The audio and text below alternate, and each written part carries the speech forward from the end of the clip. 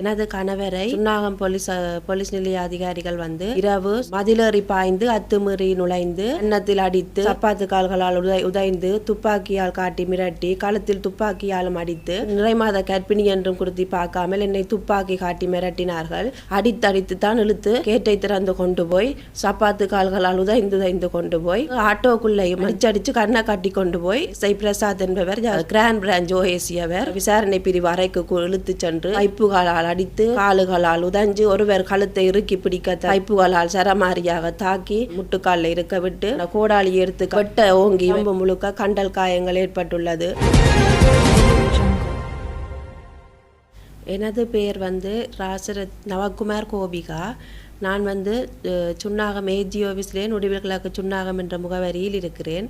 எனது கணவரை சுன்னாகம் போலீஸ் நிலைய அதிகாரிகள் 28/8/2024 அன்று இரவு சுமார் 11 மணி இருக்கும் திருடர்கள் போல் வீட்டிற்குள் அத்துமீறி நுழைந்து மதிலேறி பாய்ந்து அத்துமீறி நுழைந்து என் கணவரை சப்பாத்து கால்களால் கதவினை தள்ளி உதைத்து என் கணவரின் பெயரை கூறி அழைத்தார்கள். அப்போது நாங்கள் என் கணவரும் வெளியில் என்ன சார் ஏன் என்னை கூப்பிடுறீர்கள் என்று கேட்டதற்கு இது எந்தவித பதிலும் சொல்லாமல் என் கணவரை கன்னத்தில் அடித்து சப்பாத்து கால்களால் உதைந்து துப்பாக்கியால் காட்டி மிரட்டி கழுத்தில் துப்பாக்கியாலும் அடித்து அப்போ நாங்கள் கேட்டோம், ஏன் சார் இப்படி அடிக்கிறீங்கள், என்ன காரணத்துக்காண்டி என் கணவரை கைது செய்தீர்கள் என்று கேட்டபோது அதற்கு அவர்கள் எங்களுக்கும் துப்பாக்கியால் உங்க வீட்டில் என்னோட நின்ற அவரது பராமகள் அண்ணன் எல்லாருக்கும் தகாத வார்த்தைகளால் பேசி அவர்களையும் தாக்குதலுக்கு முற்படுத்த போய் எனது கணவருடைய பராமகளினுடைய போனை நீ வீடியோ எடுக்கிறாயா என்று கேட்டு அடித்துடைக்க முற்பட்டார்கள். அப்போது தாங்கள் உங்களுக்கு எல்லாம் கேர் ரைட்ஸ் தந்ததுன்னு சொல்லி எல்லோரும் அவர்களை பேச அந்த ஆத்திரத்தை என் கணவர் மீது தான் திணித்தார்கள். எத்தனையோ தரம் அவருக்கு உதைந்து அடித்து நான் நிறைமாத கர்ப்பிணி என்றும் குறித்து பார்க்காமல் என்னை துப்பாக்கி காட்டி மிரட்டினார்கள். எனது 3 பிள்ளைகளும் அன்றன்று சிறு பிள்ளைகள், அவர்கள் 3 பேரும் உள்ளுக்கு நித்திரியாக இருந்தார்கள். அதனால் என் பிள்ளைகள் ஒன்றுமே அவர்களுக்கு தெரியாத நிலையில் அவர்கள் படுத்துறங்கி விட்டார்கள். ஆனால் இதைப்போல் முன்னொரு சம்பவம் 3 மாதத்துக்கு முதல் இப்படி ஒரு தேவையில்லாத வழக்கில் என் கணவரை பிடிக்கும் போது என் பிள்ளைகள் அதை பார்த்து கொண்டு நின்று அவர்கள் என்ன செய்வதென்று அறியாமல் குளறி அடித்து அவர்களுக்கு காய்ச்சல் எல்லாம் ஏற்பட்டு நான் அவர்களை எத்தனையோ தரம் ஹாஸ்பிட்டலுக்கு கொண்டு போய் கொடுத்து பிள்ளைகளுக்கு ஒழுங்கா அந்த பயத்திலிருந்து அவர்கள் என்ன மீளவில்லை. அது நடந்து 3 மாதத்தால் நடந்த இன்னொரு சம்பவம். அப்போ நாங்கள் சொன்னோம், பிள்ளைகள் எல்லாம் நித்திரை கொள்கிறார்கள் சார், மெல்லமாக இதண்டுங்கள், இன்னத்துக்காண்டி அரெஸ்ட் பண்ணுறீங்கள் என்றால் அதை பற்றி எங்களுக்கு கவலை இல்லை என்று சொல்லி அடித்து தான் இழுத்து கேட்டை திறந்து கொண்டு போய் சப்பாத்து கால்களால் உதைந்து கொண்டு போய் பின்பு அப்போ நாங்கள் விடாமல் அவர்களை கேட்டோம், என்னத்துக்காக சார் இப்படி செய்கிறீர்கள், இது அநியாயம் இல்லையா என்று கேட்டதற்கு தடிகள் முறித்து இவருடைய பராமகளை தாக்க முற்பட்டவர்களை பிறகு வெளியில் நிறுத்தி வைக்கப்பட்ட ஆட்டோவை கொண்டு என் கணவரை இழுத்து ஏற்றி பிறகு ஆட்டோக்குள்ளேயும் கண்ணை கட்டி கொண்டு போய் அடிச்சு கண்ணை கட்டி கொண்டு போய் வழியில் சொல்லி இருக்கிறார்கள், நாங்கள் இவரை கைது செய்து விட்டோம் என்று சொல்லி யாருக்கோ தொலைபேசியில் அழைத்து சொல்லி இருக்கிறார். எஸ்ஐ பிரசாத் என்பவர் சொல்லியிருக்கிறார். சுன்னாகம் கிராண்ட் பிரான்ச் ஓஏசி அவர் சொல்லியிருக்கிறார், நாங்கள் இவர் என் கணவருடைய பெயரை சொல்லி நாங்கள் இவரை கைது செய்து விட்டோம் என்று சொல்லியிருக்கிறார். அதன் பின் சுன்னாகம் போலீஸ் நிலையத்துக்கு அருகில் வந்த பின் தான் கண்ணை அவிழ்த்து விட்டு உள்ளுக்கு போலீஸ் நிலையத்துக்குள்ளு கொன்று சென்றும் அவரை தாக்கித்தான் கொன்று சென்று செல்லில் அடைத்தார்கள். வெளிட்டால் அடித்தார்களாம், காலால் உதைந்தார்களாம், நெஞ்செல்லாம் உதைந்து எல்லாம் அடித்து அவர் எஸ்ஐ பிரசாத் எல்லாம் சேர்ந்து அப்படி அடித்து போட்டு தான் அவரை கொண்டு செல்லில் அடைத்தார்கள். அப்போ அதுக்கு பிறகு நாங்கள் ஒரு அரை மணி காலத்திற்குள் அங்கே சென்று விட்டோம். போலீஸ் நிலையத்துக்கு சென்று ஏன் சார் இவர் அரெஸ்ட் பண்ணினீங்கள், என்ன கேஸ் போட்ட நீங்கள் என்று சொல்லி கேட்டதற்கு இன்னும் ஒன்றும் அவருக்கு வழக்கு பதிவு செய்யப்படவில்லை, சந்தேகத்தின் பேரில் தான் கைது செய்துள்ளோம் என்று கூறினார்கள்.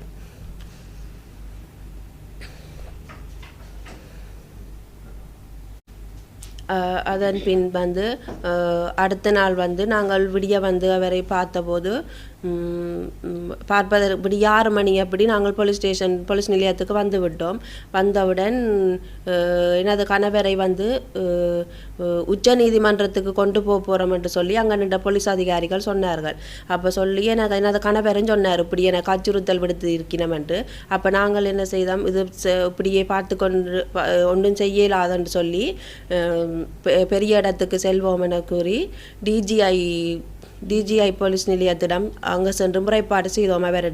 அவரிடம் முறைப்பாடு செய்யும்போது அவர் வந்து இங்கே சுன்னாகம் போலீஸிடம் தொடர்பு கொண்டு போலீஸ் பொறுப்பு அதிகாரியிடம் தொடர்பு கொண்டு கேட்டார், இப்படி ஒரு ஆளை பிடித்து வைத்து சித்திரவதை செய்கிறீர்கள் என்று சொல்லி அவர் வந்து கேட்டதற்கு அவர் கேட்ட கையுடன் எனது கணவரை விசாரணைக்கு கூப்பிட போகிறோம் என்று சொல்லி அவர் வந்து கேட்டவர் யார் நவகுமார் என்று சொல்லி கேட்க, அப்போ எனது கணவர் நான் தான் என்று சொல்ல, உன்னை அவரை தகாத வார்த்தையால் பேசி உன்னை நாங்கள் குண்டு கேஸில் உள்ளே போட போகிறோம், உனக்கு விசாரணை இருக்குது, வெளியில் வா என்று சொல்லி கூட்டிக் கொண்டே அந்த விசாரணை பிரிவு அறைக்கு இழுத்து சென்று பைப்புகளால் அடித்து காலுகளால் உதஞ்சு ஒருவர் கழுத்தை இறுக்கி பிடிக்கத்தக்க பைப்புகளால் சரமாரியாக தாக்கி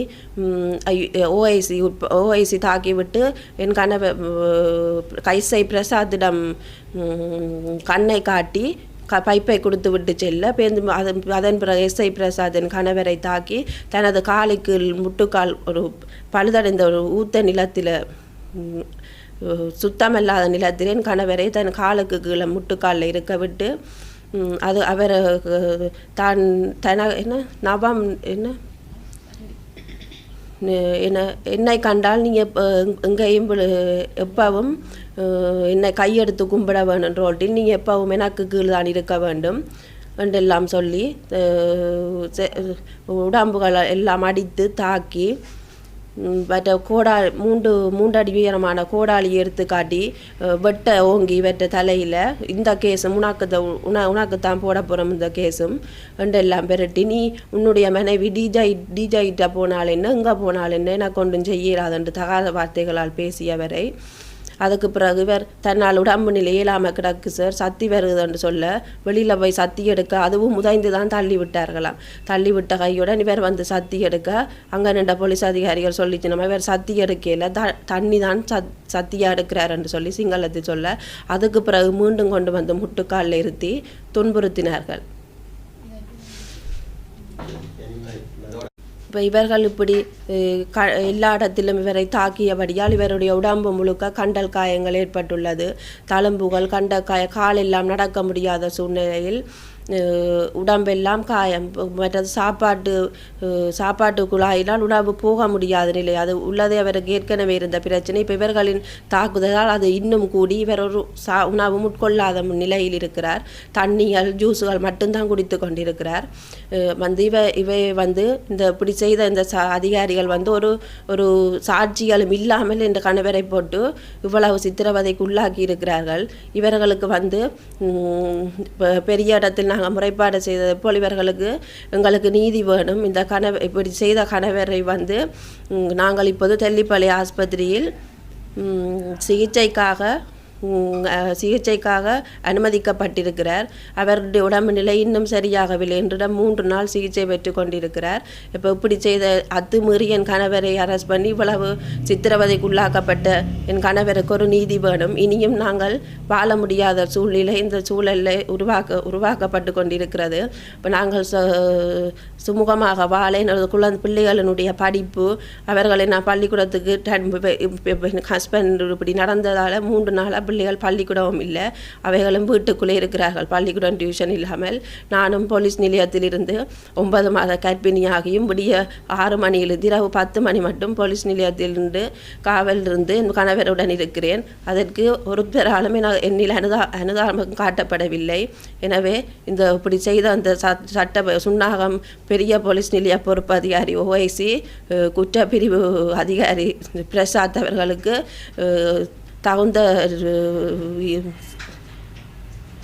தகுந்த நடவடிக்கை எடுத்து என் கணவருக்கான நீதியை கேட்டுத்தருமாறு நான் கேட்டுக்கொள்கிறேன் உங்களை. ஒரு சட்டத்தின்படி ஒரு 24 மணித்தியாலத்துக்குள் ஒருவரை சந்தேகத்தின் பேரில் கைது செய்தால் அவரை நீதிமன்றத்தில் ஒப்படைப்பதுதான் உறுதி. ஆனால் இவர்கள் 2 நாளாகியும் என் கணவருக்கு எந்தவித நடவடிக்கையும் மேற்கொள்ளாமல் செல்லுக்குள்ளே வைத்து துன்புறுத்திய வண்ணம் இருந்தார்கள். நாங்கள் கேட்டதற்கும் அவர்கள் ஒன்றுமே சொல்லவில்லை, ஏன் ஆஜர்படுத்தவில்லை என்று கேட்டதற்கும் அவர்கள் ஒன்றுமே சொல்லவில்லை. இதெல்லாம் ஒரு அத்துமீறி நடந்த செயற்பாடாகும். நாங்கள் இந்த ஊடகங்களில் பார்த்திருக்கிறோம். இவ்வாறு சுன்னாகம் போலீஸ் நிலையத்திலே ஒருத்தரை சந்தேகத்தின் பேரில் கைது செய்து அவரை டார்ச்சர் பண்ணி அவர் இறந்த சந்தர்ப்பமும் உண்டு. ஆகவே என் கணவரையும் இவ்வாறு என் கணவர் என்ற உயிருக்கும் ஆபத்தை விளைவிக்கும் வண்ணம்தான் இவர்கள் இவ்வாறான செயற்பாடுகளை மேற்கொண்டார்கள். ஆகவே இவர்களுக்கான தகுந்த தண்டனையை வழங்கி கொடுத்து எனக்கு நீதி வேண்டி தருமாறு கேட்டுக்கொள்கிறேன்.